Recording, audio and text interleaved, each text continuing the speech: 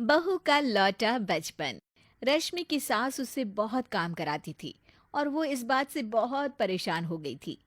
एक दिन सास कहती है, बहू, रसोई का काम खत्म हो जाए तो मेरे कमरे में आ जाना।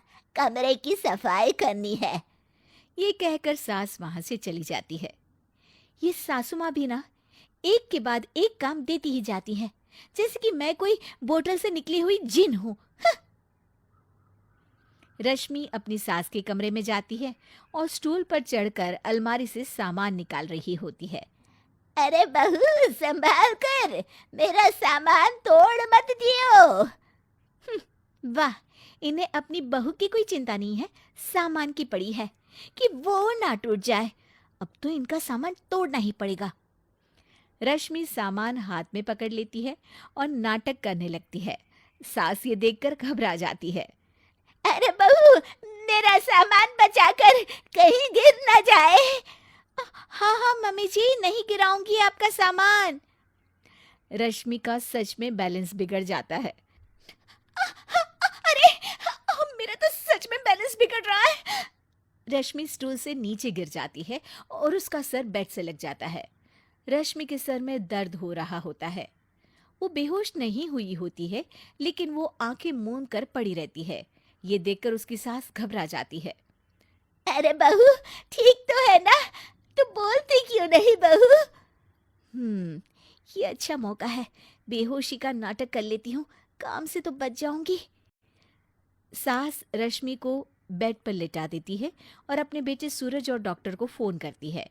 वे दोनों कुछ ही देर में घर आ जाते हैं। सर पर चोट आने की वजह से ये बेहोश हो गई है। मैं कुछ दवाइयाँ लिख कर देता हूँ, ये मंगा लीजिएगा। उफ, वो ठीक हो जाऊंगी तो फिर से काम करना पड़ेगा। क्या करूं? अरे हाँ, ऐसी तरकीब निकाली है जिससे काम भी नहीं करना पड़ेगा और मेरी प्यारी सासू माँ को भी सबक सिखाने का मौका मिल जाएगा। डॉक्टर चले जाते हैं और रश्मि होश में आती है। तब वो बच्ची बनकर याददाश्त खोने का नाटक करने लगती है।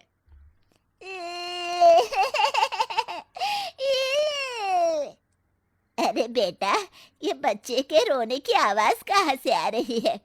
हाँ माँ, मैंने भी आवाज़ सुनी। फिर से रोने की आवाज आती है।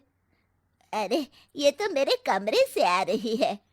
वो दोनों कमरे में आते हैं तो रश्मि रो रही होती है और बच्चों की तरह हरकतें कर रही होती है। दोनों उसे देखकर हैरान रह जाते हैं। मेरे मम्मी जी पापा कहाँ है? मुझे आइसक्रीम खानी है। अरे सूरज, ये तो बच्चों की तरह बर्ताव कर रही है। हाँ माँ, लगता है चोट लगने से इसके दिमाग पर असर हुआ है।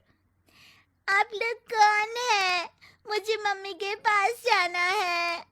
अंकल अंकल, मुझे मम्मी के पास जाना है। अंकल? अरे रश्मि, मैं तुम्हारा पति हूँ, क्या तुम्हें याद नहीं है? पति क्या होता है अंकल?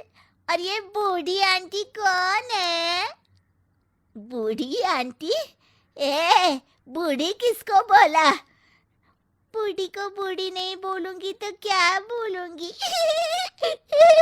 ये, तुझे तो अभी बताती हूँ मैं। बूढ़ी आंटी, गंदी बूढ़ी आंटी, गंदी बूढ़ी आंटी। मैं कल ही डॉक्टर के पास लेकर जाता हूँ रश्मि को।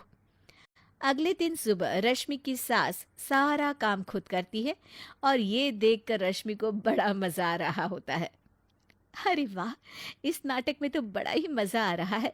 चलो थोड़ी और सेवा करवाते हैं सासू माँ से। आंटी, मुझे ना भूख लगी है। अरे इतनी देर से मेरा सर खा रही है, तेरी भूख नहीं मिटी। अब क्या खाना है तुझे? मुझे चॉकलेट शेक पीना है। अरे मुझे नहीं आता चॉकलेट वाकलेट शेक बनाना। मुझे चॉकलेट शेक चाहिए, मुझे चॉकलेट शेक चाहिए। उफ, अच्छा अच्छा, मेरी माँ चुप हो जा, लाती हूँ बनाकर चॉकलेट शेक। रश्मि अपनी सास से खूब काम करा रही होती है और अपने नाटक का जमकर फायदा उठा रही होती है। रश्मि पूरे घर को बार बार गंदा कर देती है और उसकी सास बार बार सफाई कर रही होती है। ए बहू, तुझे समझ में नहीं आ रहा? कितनी बार कहा है कि एक जगह बैठ, अभी एक थप्पड़ लगाऊंगी तुझे। रश्मि रोना शुरू कर देती है।